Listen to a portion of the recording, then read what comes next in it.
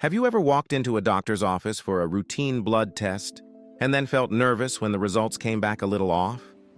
Maybe your cholesterol looked higher than expected, or your sugar levels seemed unusual even though you've been careful. And then, a week later, after a repeat test, everything magically looked fine again. If that's ever happened to you, you are not alone. Here's the surprising truth.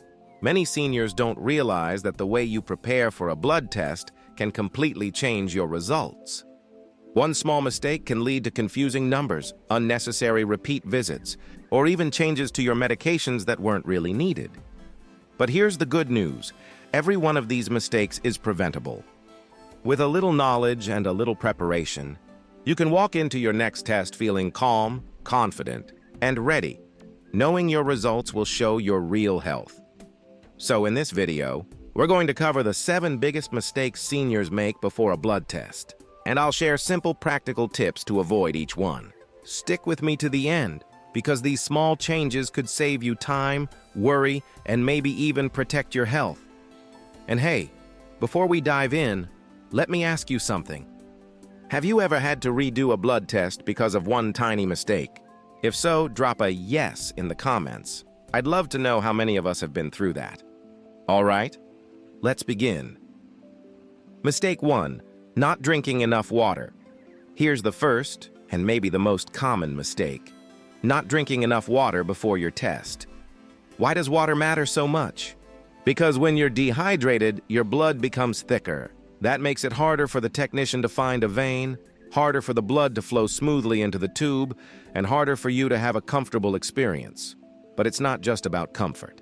Dehydration can actually affect your results. It can make your blood look more concentrated, which may lead to higher readings of sodium, urea, and even some cholesterol values. Think of it like making tea. If you add too little water to your tea bag, the brew comes out dark, bitter, and strong. But with the right amount of water, the flavor balances out. Your blood works the same way. Water helps balance your results. Take Joyce, age 79. She told me once that every time she went for blood work, the nurse struggled to find a vein. She dreaded the test because it always meant multiple pokes. Then one day, her daughter suggested, "Mom, drink 2 full glasses of water before you go." And guess what? That morning, the test was smooth, quick, and painless, just from drinking water. So here's my tip. The night before your test, drink a few extra glasses of water. And in the morning, before you head out, sip on at least 1 full glass. Unless your doctor has told you to restrict fluids, this is one of the simplest, most powerful things you can do. Quick audience check. How many of you already do this? If you're a water drinker before your test, comment hydrated below. And remember, a hydrated body is a healthier, calmer body. Mini filler tip, between mistake 1 and 2. Quick side note. Did you know even mild dehydration can make you feel dizzy, tired, or foggy-headed? Some seniors mistake this for just getting older. But often, it's simply because they're not drinking enough fluids. So whether or not you've got a test coming up, keep that water bottle handy. Your brain, your joints, and your energy will thank you.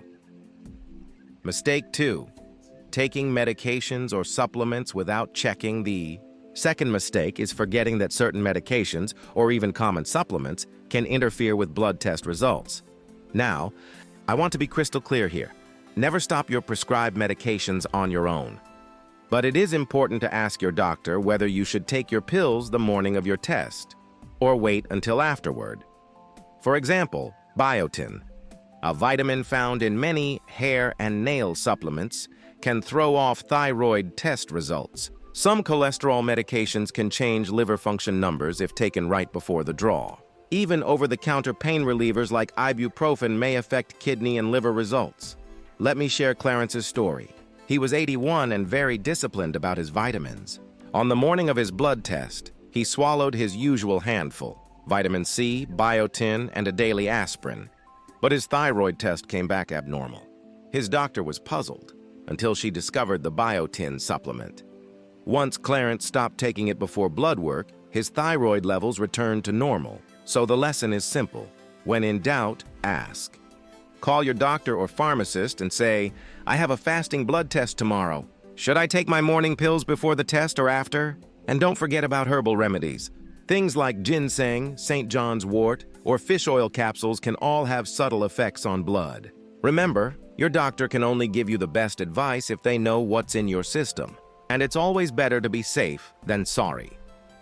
Mini filler engagement, quick question for you. Do you take vitamins or supplements every morning? If yes, type the word daily in the comments. I want to see how many of us are in that habit. Mistake 3, eating or drinking before a fasting test. This one might be obvious, but you'd be surprised how often it happens. Mistake number 3 is eating or even drinking the wrong thing before a fasting blood test. When your doctor says fasting, they usually mean no food or drink except water for 8 to 12 hours before your test. That means no toast, no banana, not even a sip of milk in your coffee. Why? Because food changes your blood sugar, cholesterol, and triglycerides almost instantly. Even a small snack can make your results look very different. Harold, age 76, once told me, "I thought one little piece of toast wouldn't hurt." But that toast raised his blood sugar enough that his doctor thought his diabetes was out of control. He had to return for another test, this time truly fasting. And guess what? His sugar levels were just fine. Here's a helpful trick. Schedule your blood test first thing in the morning. That way, most of your fasting hours happen while you're asleep. You wake up, head to the clinic, and you're done. Then you can reward yourself with a nice breakfast afterward. And don't forget, drinks matter too. Even something like juice or flavored water can break your fast. The safest choice? Stick with plain, clear water. Mini humor. Filler, I know it feels unfair. They expect you to wake up, skip breakfast, skip your coffee, drive across town, and then sit patiently while someone takes your blood. And all of this on an empty stomach. Whoever invented fasting tests must not have been a coffee drinker. But here's the bright side. The more disciplined you are with your fast, the more accurate your results will be. And that means fewer repeat tests, fewer worries, and better care. Mistake 4, overexerting yourself before the test. Here's something a lot of people don't realize. Your blood test doesn't just reflect what you've eaten or drunk. It also reflects what you've been doing. If you go for a jog, mow the lawn, or even rush around the house the morning of your test, your numbers can come back. Well, misleading. Why? Because exercise temporarily raises blood sugar, liver enzymes, and even muscle proteins in your bloodstream. It can also change your electrolyte balance. Now, normally those changes are a good thing. They show your body is working hard. But when you're trying to get a baseline reading of your everyday health, exercise right before the test can confuse the picture. Take Henry, age 74. He loved his morning jogs. On test day, he thought, let me get in some extra miles. It'll make me look strong. Instead, his sugar came back higher than normal. His doctor thought his diabetes was getting worse. A week later, after retesting without the jog, his numbers were perfect.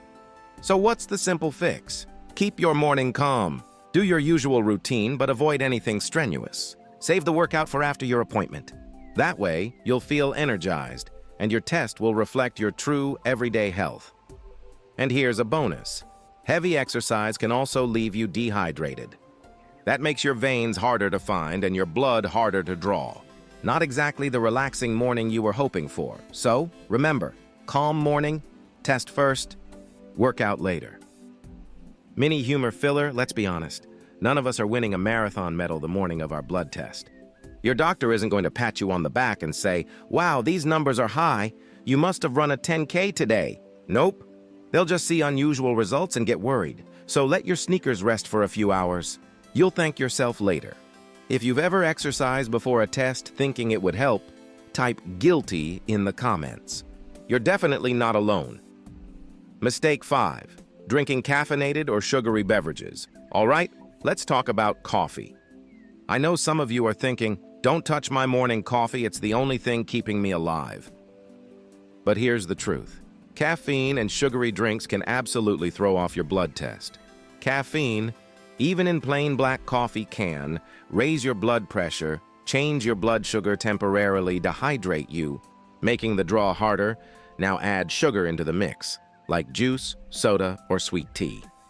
That spikes your glucose and triglycerides almost immediately. Marilyn, age 72, was a daily coffee drinker.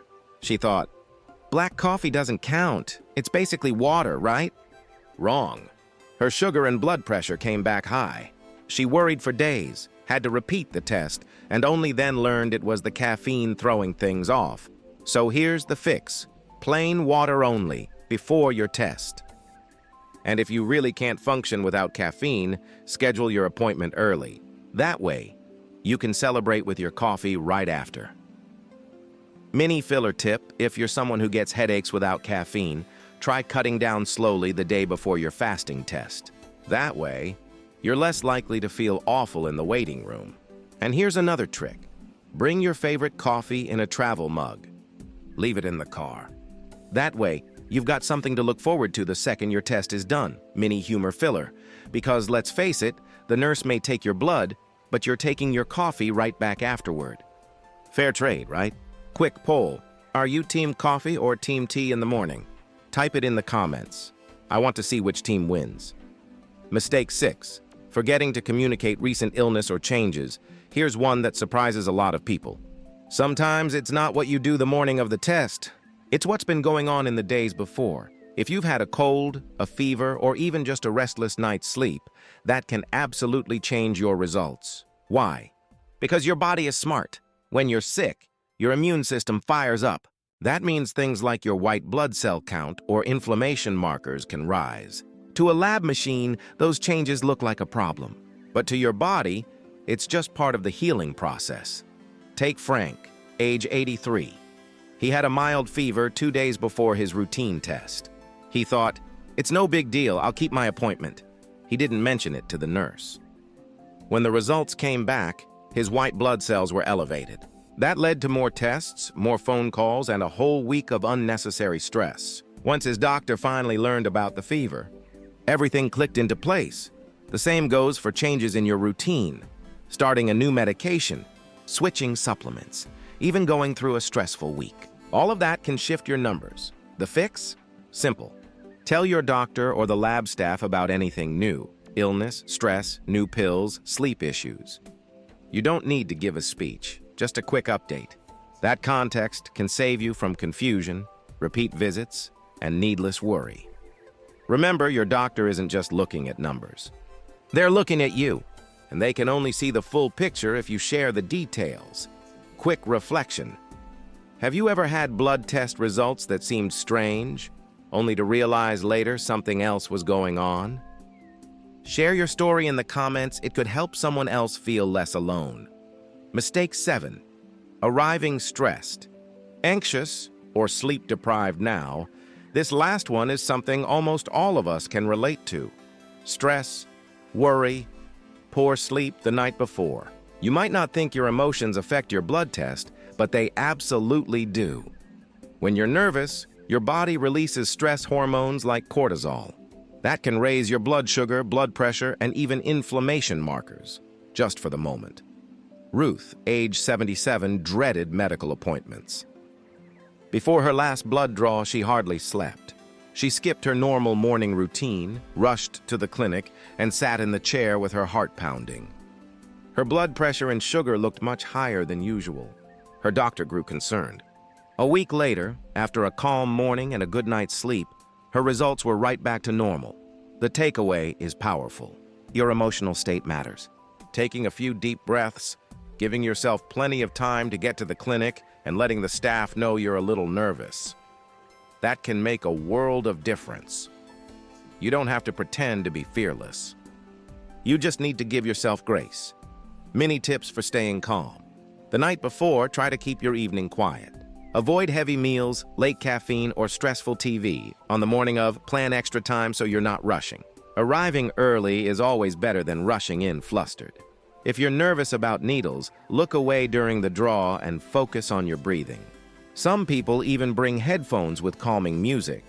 Engagement break. If you've ever felt nervous before a blood test, type "me too" in the comments. You'll see you're not alone. Lots of people feel the same way. Final thoughts. All right, friends, let's bring this all together. We've talked about 7 common mistakes seniors make before a blood test. Let's quickly recap. Forgetting to stay hydrated. taking medications or supplements without checking eating or drinking before a fasting test, overexerting yourself with exercise, drinking coffee, tea, or sugary drinks, forgetting to share recent illness or changes, arriving stressed, anxious, or short on rest. None of these mistakes mean you're failing. They're simply little habits that can throw your results off. The good news? Every single one of them is fixable with small, simple changes. Think of it this way. Your blood test is like a snapshot of your health. Don't let a skipped glass of water, a rushed morning, or a nervous night blur that picture. You've worked hard to take care of yourself. You deserve results that reflect the real you. So next time you head to the clinic, take a deep breath, drink some water, and give yourself credit. You're not just getting a blood test. You're taking an active step in protecting your health, your independence, and your future. Warm closing, thank you for spending this time with me today. If you learned something new, drop a comment and share what tip stood out most to you. Your stories, your experiences, even your little reminders, they inspire not just me, but everyone watching. And if you haven't already, please hit that like button, subscribe, and turn on the bell. That way you won't miss future videos that can help you stay healthy, confident, and in control. Until next time, take care of yourself, stay calm, and remember, the smallest choices before your test can lead to the clearest picture of your health. You've got this. Thank you for watching. See you in the next video.